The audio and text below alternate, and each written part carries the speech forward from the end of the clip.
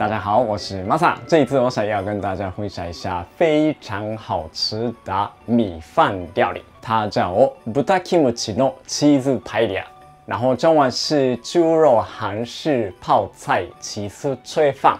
这里频道介绍过很多这个豚キムチ，就是猪肉韩式泡菜组合的料理。那大部分的做法是跟熟的淀粉类分开加热，就是煮好的白饭或者是面，最后拌炒做出来的。这次我来用生米，就是炊饭的方式加热，在煮时候米会吸收很多风味。每一口可以享受满满的泡菜跟猪肉的香味。这种一锅料理的好处是，做好的饭不用装盘，直接放在桌上，想要吃的分量自己装盘就好啦。所以跟家人一起吃饭时候非常的方便。那做法是很简单。好，我们就开始做。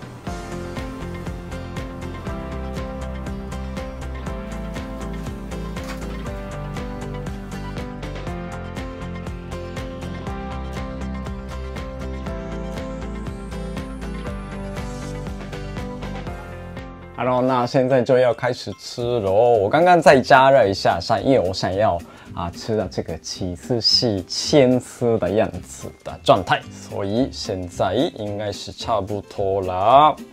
OK， 漂亮，好喽，我来就用这个汤匙捞出来。哦吼，有看到吗？嘿嘿。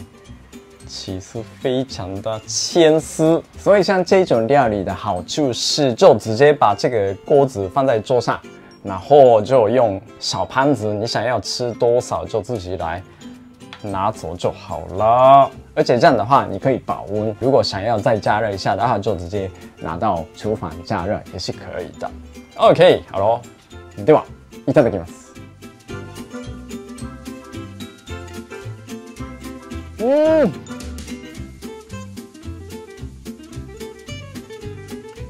就是五花肉、泡菜加上起司，这个一定是很好吃的。因为这一次是生米跟这些料一起煮的，所以每一口吃到这个白饭时候，可以享受很多这个猪肉跟泡菜的风味，太好吃了。这次我有搭配这个白酒，乾杯です。哦，